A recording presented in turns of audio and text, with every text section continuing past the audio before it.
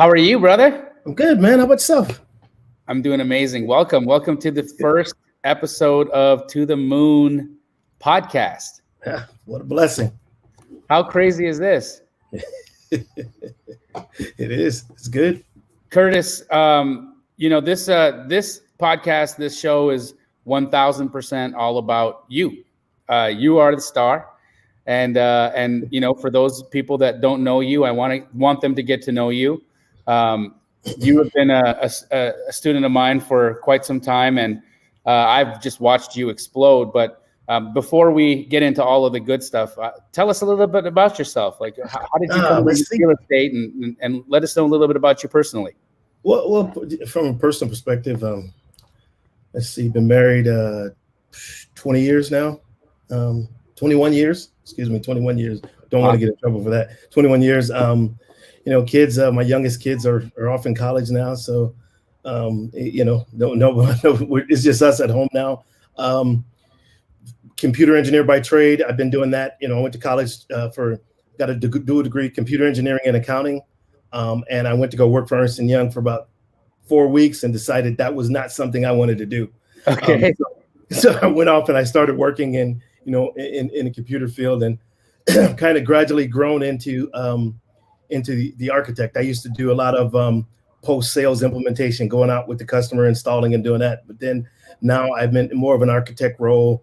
And you and I've talked about this many a times, at the point that I've reached from an investment perspective, that I probably could be doing something else, but because I love it and it's a real passion of mine, I've stayed engaged with it, and it's actually, for me now, it's more fun because I don't have to do it. So let me get this straight, because I don't think we've unpacked this for the people that are watching. What Curtis is talking about is his W-2 job. All right. So Curtis has decided to keep his W-2 job, even though he's crushing it in entrepreneurship and he's crushing it in wholesale. He has decided to keep his W-2 because he absolutely adores it. So tell us about that. Like, what about it? What about that career is so rewarding to you and got you wanting to come back? Because let me ask you: do you make more money wholesaling or in your W-2 job? Absolutely, I make more money probably in about a month than I do in a year for my W-2 job. Oh, jeez. Yeah, but it's for me though. I think because I don't have to do it, it's more fun to me now. It's really engaging. I'm helping companies understand visions and roadmaps. I'm helping them understand the integration, because I deal with a lot of Fortune 100 companies. So it's great to do something that you don't have to do. That's true. And for me, it's a lot more fulfilling now because of that. Right? I kind of feel that way about coaching, in all honesty. Yeah. My company has been rocking and rolling, and I do coaching because I love it, right? And so let's talk about that a little bit, because that's how you and I came to know each other, right? Right. So how did you come into the Astro Flipping hemisphere? What well, I don't know if you remember it really detailed, but I've done a couple of coaching programs before, right? I've done some what is his name? A Sharif Medawar, commercial multifamily and commercial single triple net properties, right? And I've done a lot of that, and then I did some coaching with some multifamily syndication. But it was something that was missing, right? It was that foundation, right? I realized that I would be an operator the rest of my life, and I didn't want to be an operator and not have ownership in the properties, right? So I had to figure out a method so that I could raise money to get in at that level.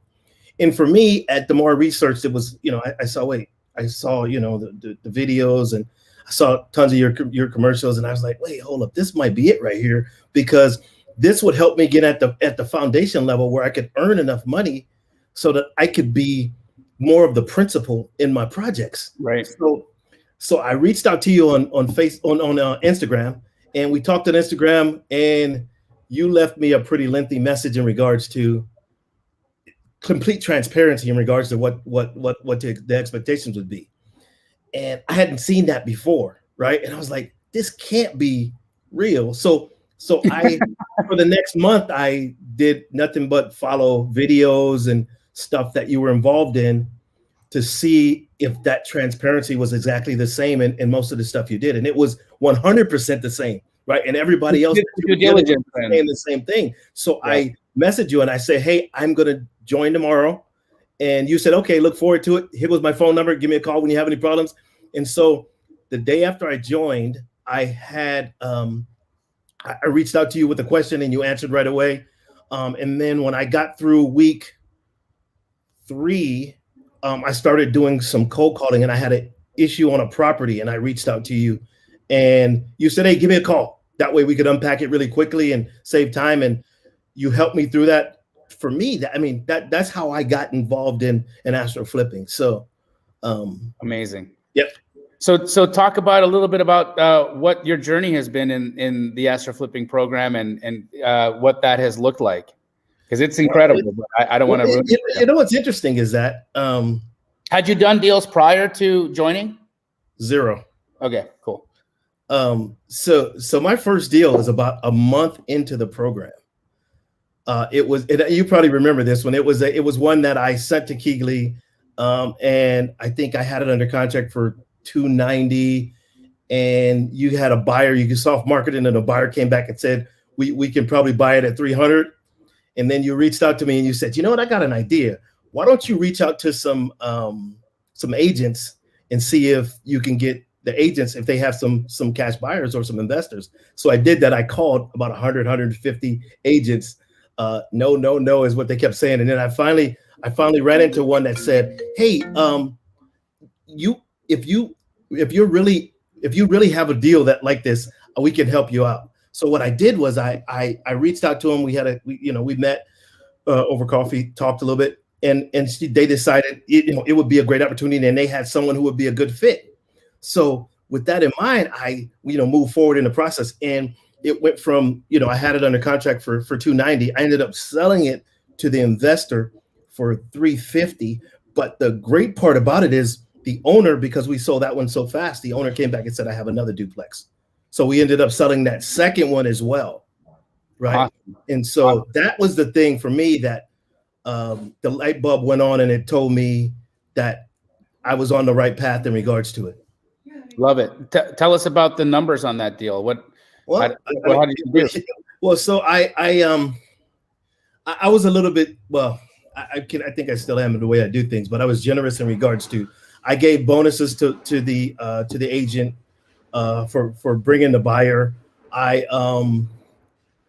ended up I don't know, it was probably a 90K. Yeah, oh my gosh, $90,000, bro. So my first deal was $50,000, right? And yeah. I was hooked at 50. I was like, oh my gosh, this is the most amazing thing I've ever seen in my life. I can't believe this is legal. And it was fantastic. I truly, life-changing for me, and look at the ripple effect, right? Your first deal is 90,000. I mean, at that point, you must have just been like, what the heck why are people out there like even like, what I realized is that even at that point, what I realized is that I looked at it and I said, it can't be this easy every time. And that's true. That's true. It hasn't been. But what I do realize is going through the program. And I like I told you before, I talked to probably 150 people that are in the program, either past or present students that are in Astro Flipping. And one of the things I noticed, for me, is that if I was going to be successful in the program, after going through each one of the modules in real strict detail, what I realized is that if you stick to the fundamentals and you stay with the low-hanging fruit and you don't try to be super creative and do things that are not in the program, you'll be fine. Like no ringless voicemail, stick to text and cold calling. But even more importantly, if you go and do outreach and build really solid strategic partnerships with people, like for instance, in Atlanta, I have 14 strategic partners, right? And so you're in multiple markets, right? Let's talk about what that looks like now. Yeah, so I'm in 10 now, right? So LA, Orange County, Inland Empire, San Diego, Sacramento, Atlanta, Cleveland, Las Vegas, what else? San Francisco, Love it. and a couple others in and out, right? I have some buyers that are in certain pockets, right? So like Houston and San Antonio, I do a little bit there as well, right?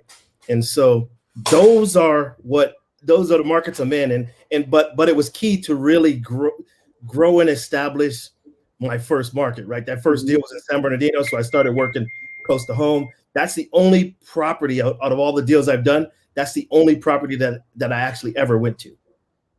I've never. Everything else has been virtual. Everything's been virtual. You've been to one property. Yeah, I went to one property because I had and only because I had to go to that property to take photos for a potential buyer. Other than that, I wouldn't have even went to that property. I mean, Curtis, this is it's fantastic. I'm so blessed that you and I crossed paths at the time we did, because when, you were one of my first students. Yeah. Right. I think I was just getting started. Right. I talked to everyone in that group almost on a daily basis.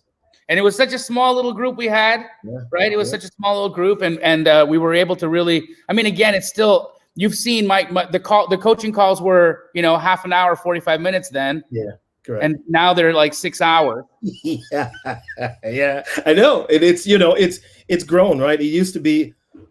We spend tons of time now, going over the details of the modules, which initially it was like, hey.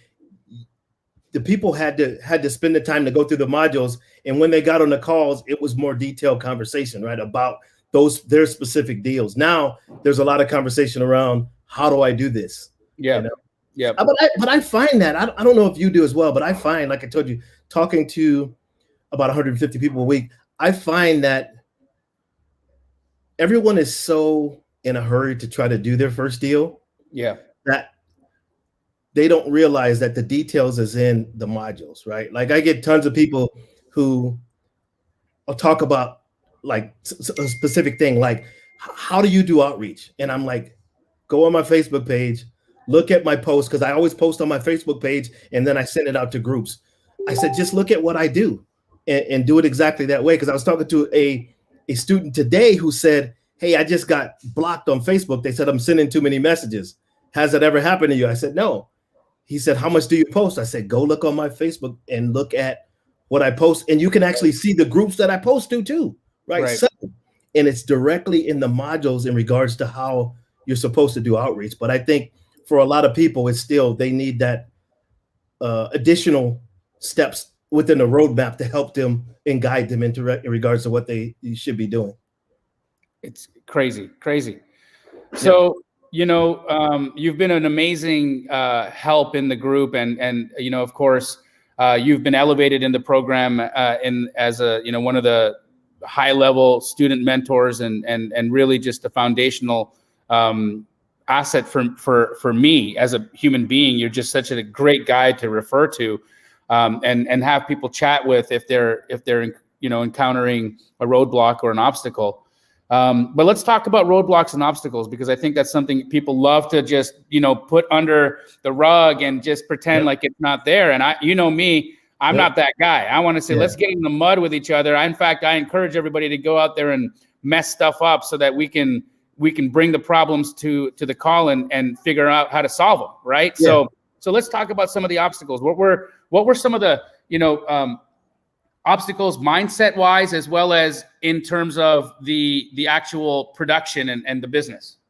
Well, let me think. Mindset wise, so module 1 was really good for me, right? Because I'd always heard about you had to be in a specific mindset in order to attain a level of success, or whatever it was, right? So for me, it was super.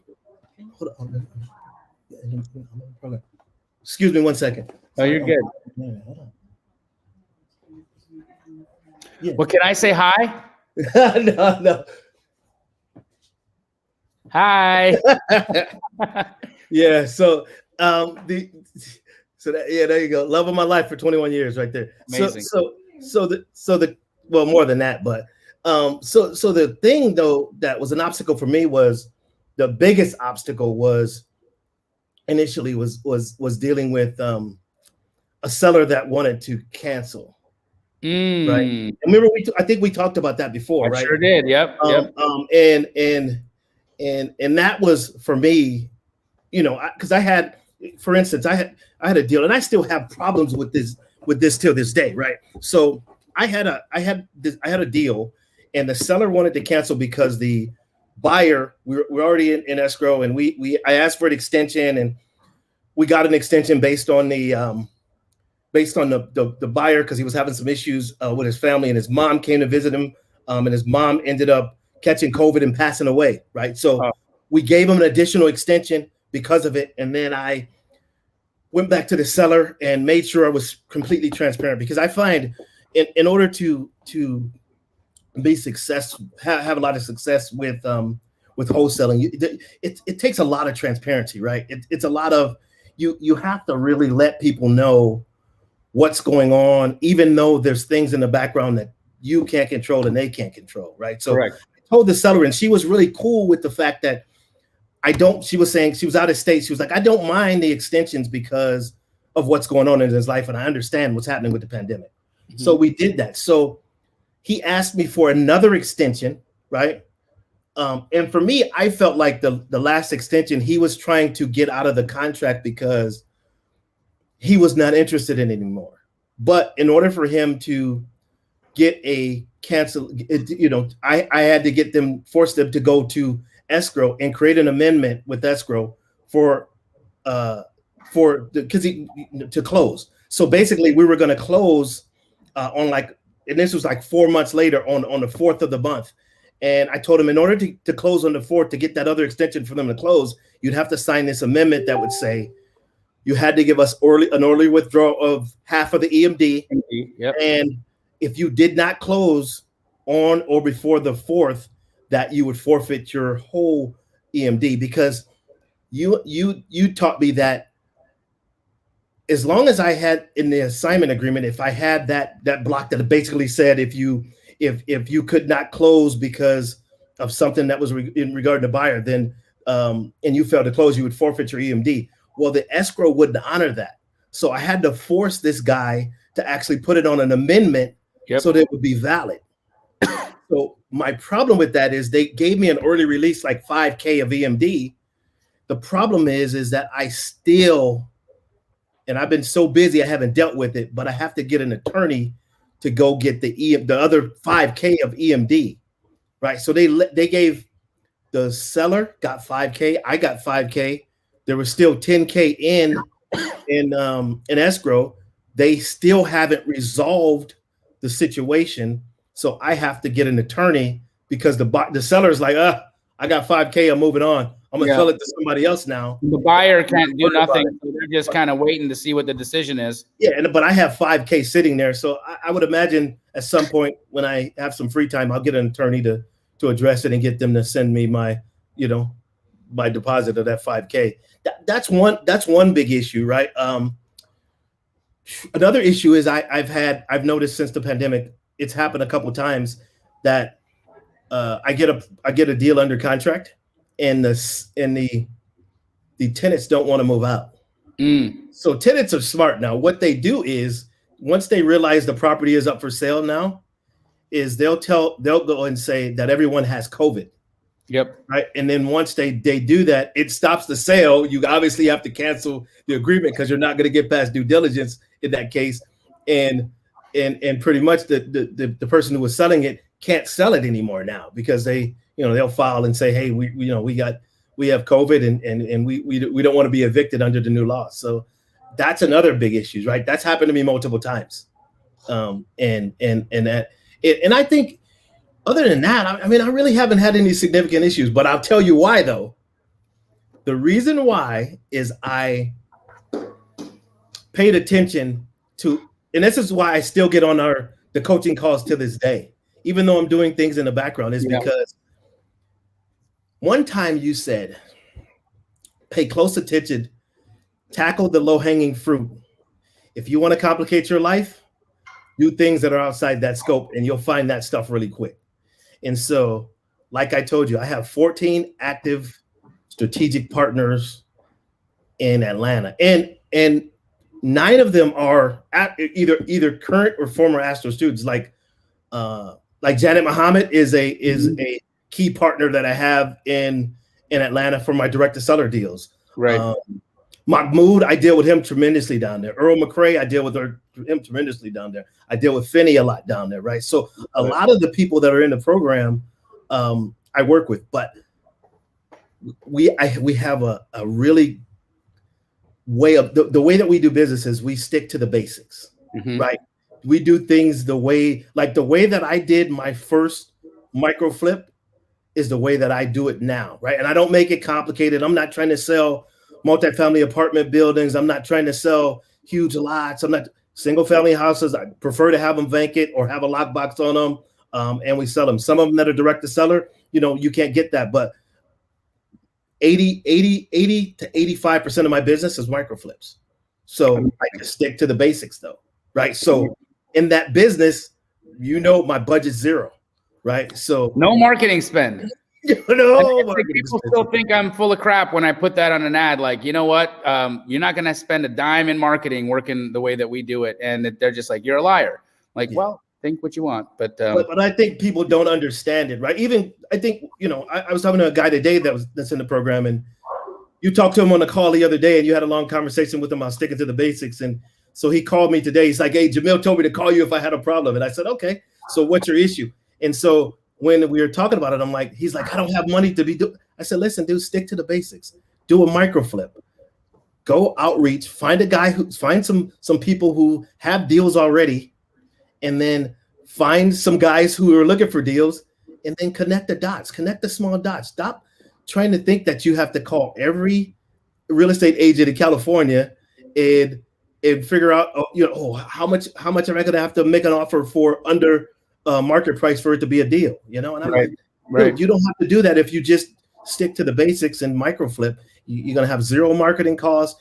Once you do a deal, you can do whatever you want then, right? Yep. Because now the whole thing is proof of concept for people a lot of times, right? They just want to know, like, is this legit? Like, can I put this together? And then remember, you were in a little bit of a different situation coming to the program because you already have a job, a well-paying job, and I know what, on average, what's your monthly wholesale take home?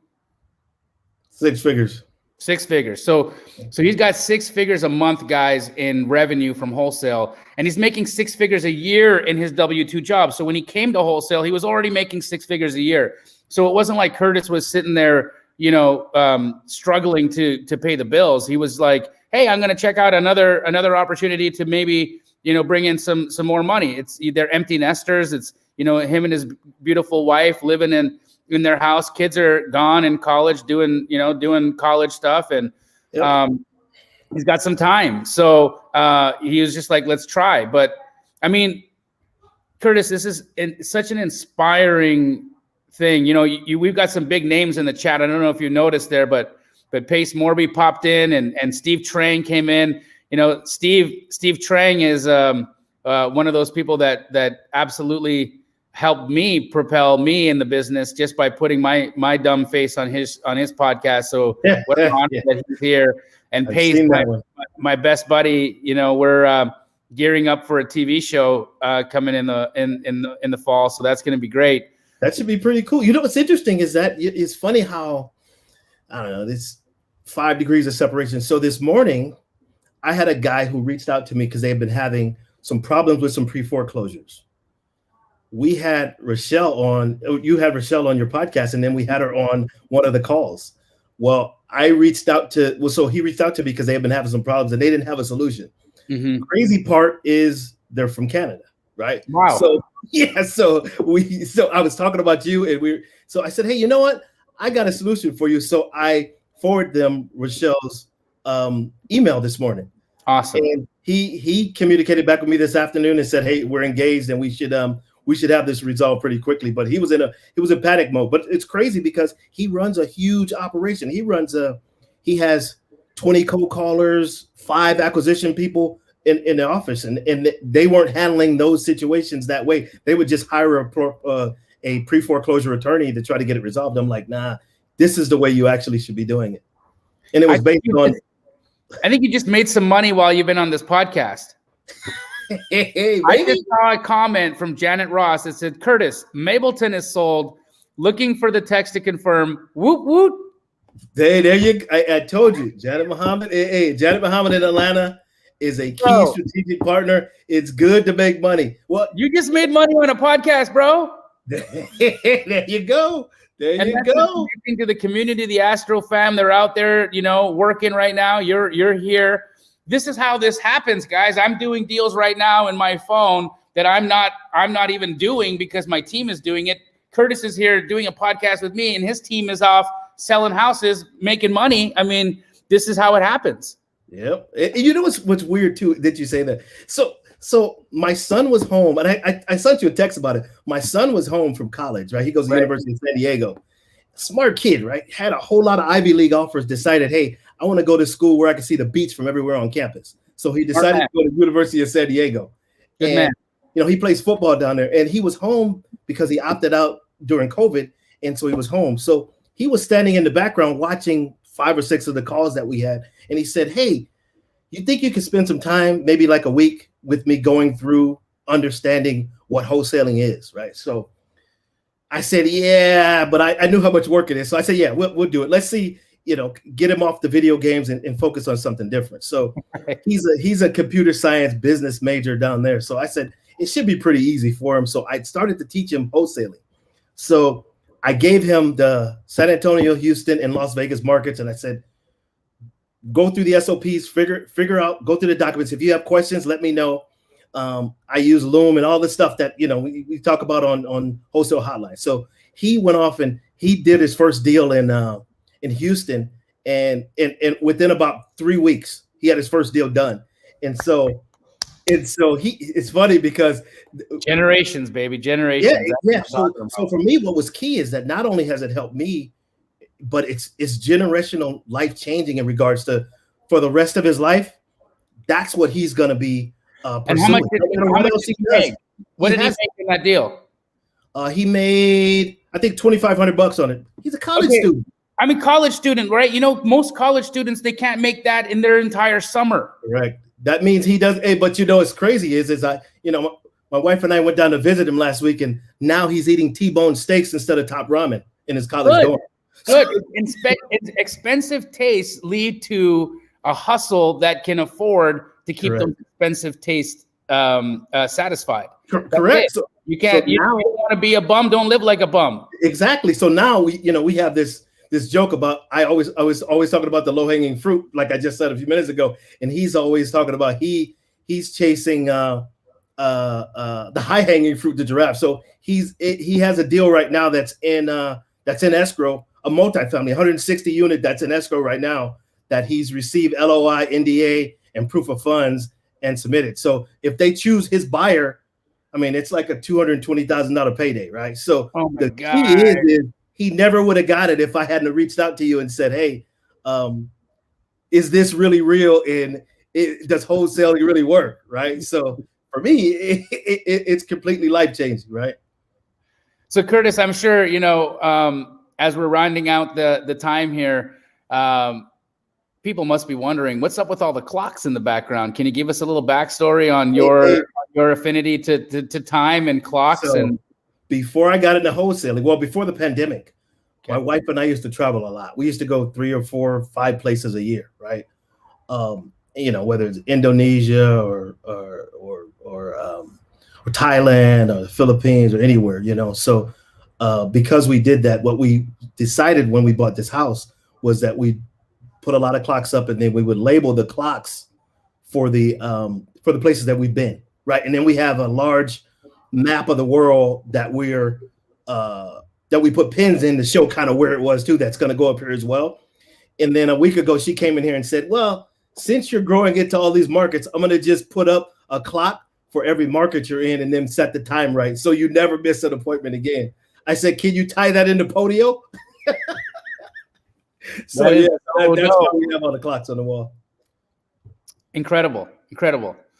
Any last words you'd like to share with people, Curtis? No, I would just, for me, I would just say stick to the fundamentals of wholesaling, stick to the fundamentals of micro flipping, pay attention, and do the work, right? So the one thing that's key is you have to do the work at wholesaling. You can't get away if you don't do outreach.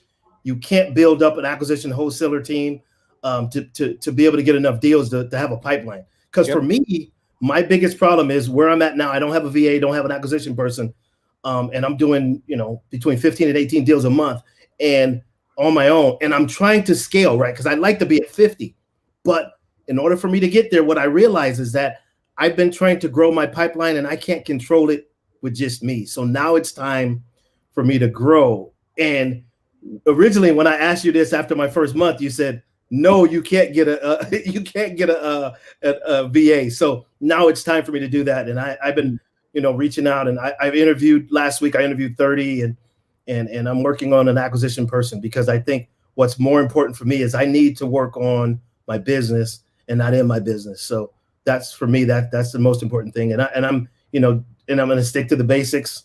I'm going to stay where we're at, and try to change a lot of this, my wholesaling income into cash flowing income. That's what's next for me, right?